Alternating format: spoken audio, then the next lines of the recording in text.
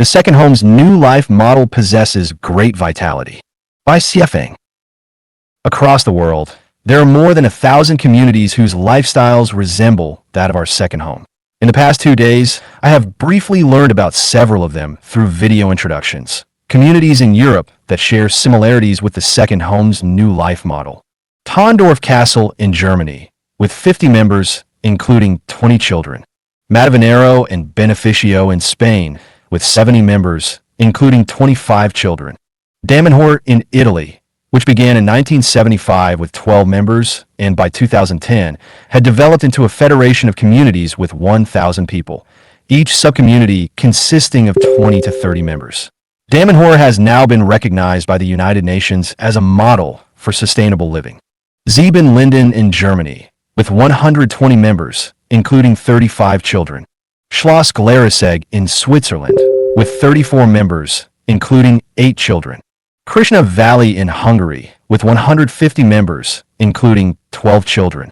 La Borie Noble in France, with 13 members, including 2 children.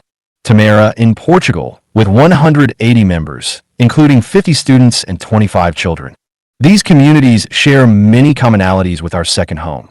They all strive to establish harmonious relationships among people, between humans and society, and between humans and nature, aiming for a peaceful, natural, and largely self-sufficient way of life.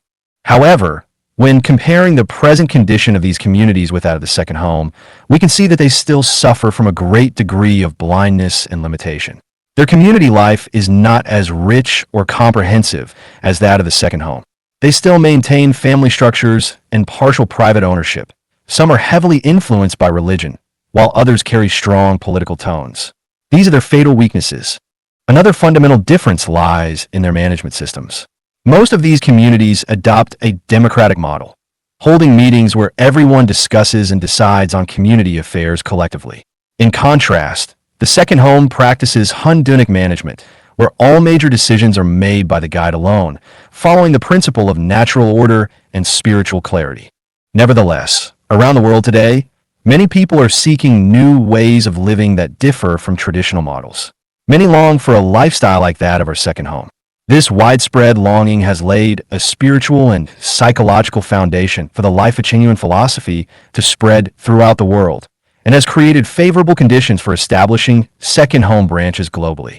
From a global perspective of new life communities, it can be said that only the second home's philosophy and lifestyle model are truly ideal, and that only the second home's new life model will eventually unify these diverse communities, fulfilling the age-old dreams and aspirations that humanity has cherished for millennia. My intuition tells me that all the new life communities emerging across the world will, in time, evolve into the second home. They are, in essence, prototypes of the second home. When the right time comes, and once these communities learn about and understand the second home, they will naturally gravitate toward it. Then, second homes will blossom across the globe, ushering humankind into the Lifechanyuan era. Without a doubt, the second home possesses tremendous vitality and a vast potential for growth. I hope that all Chanyuan celestials will remain firm in their faith, steadfastly walking the way of the greatest creator and the path of Chanyuan. Let us follow the guide's roadmap with unwavering determination, devoting our talents, wisdom, labor, and resources to help realize the most beautiful life for humankind, to lead humanity out of the sea of suffering, and to build the earth into a paradise. In doing so, we shall repay our debts, accumulate virtues, and ultimately reach the Elysium world, the celestial island continent. August 18, 2012. 第二家园对社会有哪些贡献? The contributions of the second home to society. By CFing. For humanity to live and thrive, 3 types of wealth are essential: spiritual wealth, soul wealth, and material wealth. The second home is founded upon the principle of material self-sufficiency. However, its primary mission is not the creation of material wealth, but rather the creation of spiritual and soul wealth. In other words, what the second home contributes to society is not mainly material abundance, but enrichment of the spirit and purification of soul. Our contributions to society can be summarized in the following 12 aspects. We have established a complete and systematic belief system for harmonious relationships among people, between humans and society, and between humans and nature. This system eliminates confrontation, conflict, and war, bringing peace, harmony, and auspiciousness to humanity.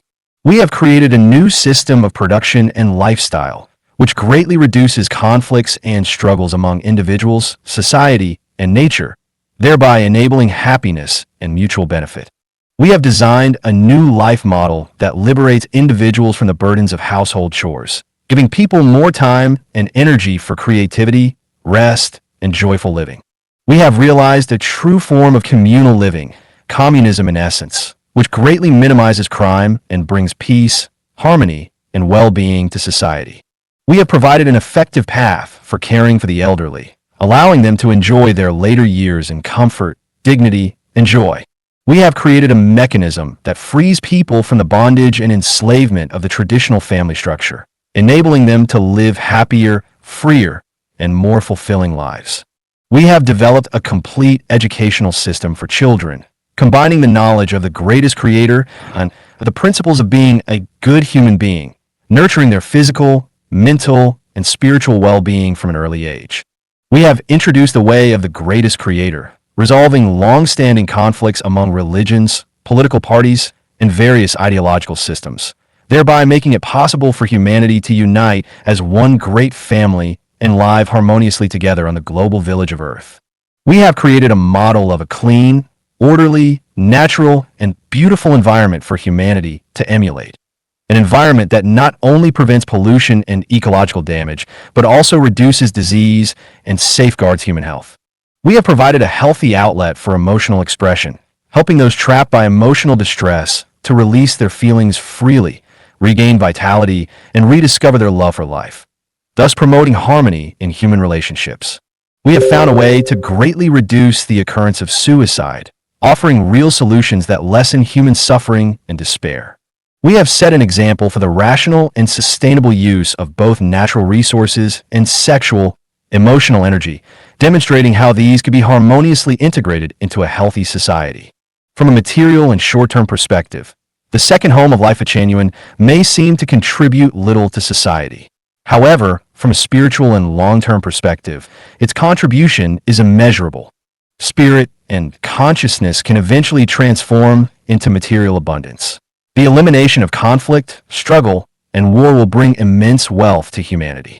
The reduction of mental distress, emotional pain, and spiritual suffering will bring boundless happiness and well-being to society. Therefore, I sincerely hope that enlightened and discerning people in society will not focus solely on material or short-term gains, but will recognize the spiritual and long-term value of what we are building. I firmly believe that as long as society allows the second home of Lifechanyuan to develop harmoniously and steadily over time, it will bring to humanity an immeasurable and transformative contribution. November 6, 2012.